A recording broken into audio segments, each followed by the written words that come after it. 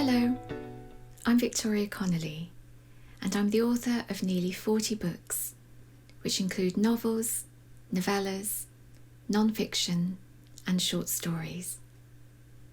My first published novel was made into a film, and I'm now both traditionally and independently published. And my 22nd novel, The Beauty of Broken Things, was published earlier this summer. I love writing, and I also love passing on some of the things I've learned over the years to other writers.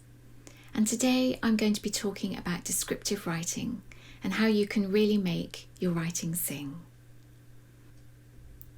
Now in film, they have the advantage of actors, camera angles, and a musical score. But writers only have words on a page, so we have to make those count. When you're writing a novel, you're building a world that your readers want to immerse themselves in. And now more than ever, there's the need to escape reality, if only for a few hours. So we owe it to our readers to make those hours as pleasurable as possible. So how do we do that? Well, I think the easiest way is to remember the 5 senses. The one that writers use the most is, of course, sight. It's the most obvious one. Think about where your story is set. How are you going to describe it in terms of its colours, its shapes, its textures, the way the sight of it makes your characters feel? Is it a light and airy landscape, set by the coast perhaps? Or are you describing a dark and oppressive manor house? The second sense, hearing. Can you describe the sounds of your world? Is the sea close by? Is there the constant buzz of traffic? Can you hear the birds in the garden? Sound can really help to evoke a sense of place. Sense of smell is really important as well. It's a very strong one, and it's always a good way to awaken the senses in your reader. You could describe the scent of a forest after the rain, the apple scent of your heroine's shampoo perhaps, the wafts of something wonderful cooking for Sunday lunch. Think of your own experience of smell and how a perfume or the scent of a certain food can take you back in time immediately. The sense of touch. Think about the textures of your novel. One of my favourite writers, Rosamund Pilcher, always describes her heroes' gorgeous woolen jumpers, which the lucky heroines get to snuggle up against. You can also think about the temperature of your world. Is it a sultry summer day, or the cold sort to give your characters goosebumps? Think of silky dresses and dipping your feet into a warm bath or a cool river. Touch is a wonderfully immersive sense by which your reader can enter the world that you've created. The sense of taste. It isn't just about food, although it's always fun to describe a meal, but you could also describe the salt tang of the air by the sea. So that's the 5 senses. The next thing I think is really important is to think about the colours of your novel. Colour is one of the quickest ways to make an impression. It paints an immediate picture in the mind of your reader, and it's always fun to use colour as a writer, whether you're describing what your characters look like, what they're wearing, or the landscape around them. 2 descriptions using colour have stayed with me for years. Meggie, the heroine in The Thornbirds, wears a dress whose colour is described as ashes of roses, which I think is very beautiful.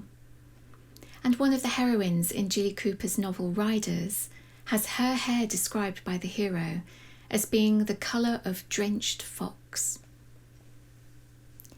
When thinking of colour, think of the natural world, the sky, the sea, the woods and the fields, the 4 seasons and the flowers.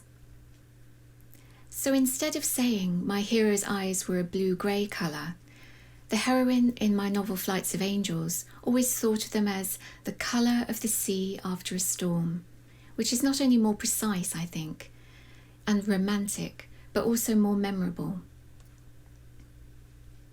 Jewels offer up some wonderful colours too. So instead of saying a dress is red, why not say she was wearing a dress the colour of garnets? The aim, I think, is to steer clear of cliches. So the next time you're thinking of writing, she turned as red as a tomato, stop for a moment and ask if you can write something more original. When I was a teacher, one of my favourite things to do with pupils was to get them to pick a favourite colour and write it down, and then to choose as many synonyms as they could for it. So for blue, perhaps you could have sapphire, lapis lazuli, turquoise, aquamarine, forget-me-not, bluebell, and then of course you can use sky blue, powder blue, electric blue. The list is endless and it's so much fun to do. The next thing we're going to look at are literary techniques. There are all sorts of little literary tricks you can use to make your writing come to life. A lot of these are commonly found in poetry and are less used in prose writing, but I think they can really have a wonderful effect on your writing. So I'm going to take you through a few of them, and then later on I shall show you some examples in books which I love. So the first one is alliteration, and that's the repetition of the same consonant in words written closely together. So for example, the room was colourfully chaotic, so you've got the repetition of the C sounds there. Similes can also be used. That's when you use words like as and like to describe one thing in terms of another. For example, his hair was as dark as treacle. Then there's onomatopoeia, which is one of my favourites. It's when words sound like the thing they're describing. So squelch, which I think sounds like a boot coming out of the mud. Buzz with that double Z, which sounds like a bee. And scream with the long vowel sounds in the middle that actually sound like a scream. Repetition and rule of three can be used to add pace and rhythm or emphasis. And there are so many more of these literary techniques that you can use, and they're quite easy to look up. Things like metaphors, hyperbole, and symbolism. All of these can be used to give your writing depth and rhythm and help make your writing memorable. Remember, you're creating a three-dimensional world that your readers long to escape into and fully inhabit. I'm a very fussy reader. I don't just want a story, I want a story that's beautifully told. And language is a huge part of what we do as writers, choosing words and phrases, creating sentences.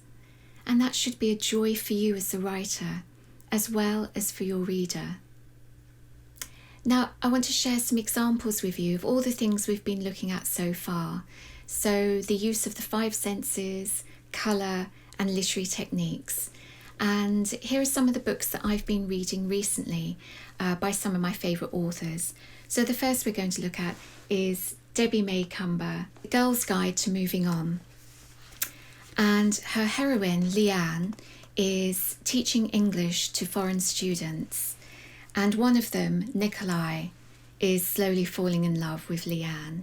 And this is him trying to express his feelings in his broken English. First time I see you in classroom, I think, this beautiful woman. More times I see you, I learn better English. I learn more of you.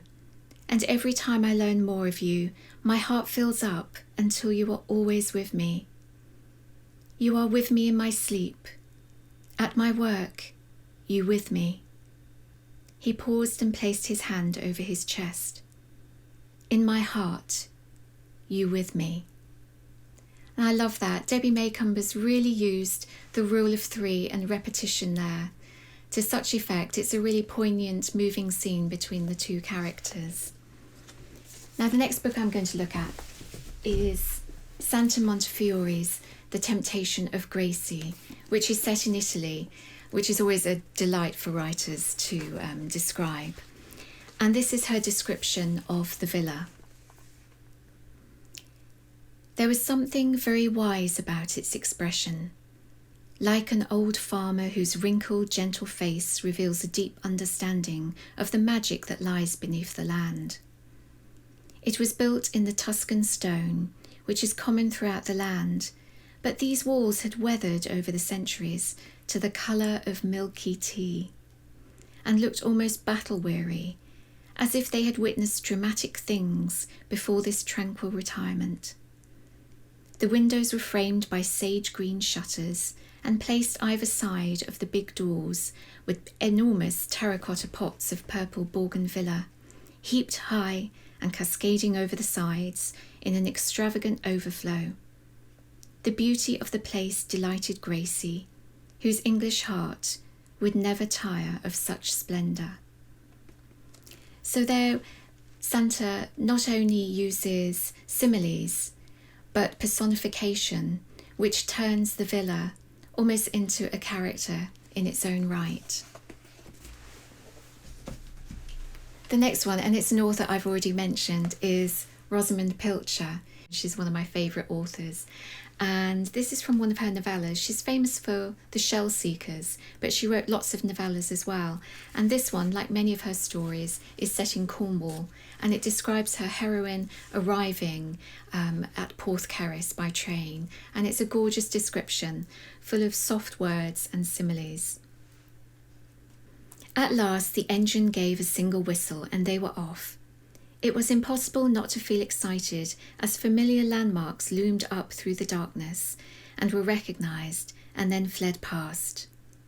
There were only 2 small halts before Porthcaris, and then at last the steep cutting, which in spring was quilted in primroses, and then the tunnel, and then the sea was below them, dark as ink, the tide out, the wet sands like satin. Porthcaris was a nest of lights. The curve of the harbour seemed strung with a necklace, and the riding lights of fishing boats were reflected in a maze of shimmering black and gold water. I love that. I think she's one of the best descriptive writers ever. And then I'm cheekily going to read from my own novel, The Beauty of Broken Things.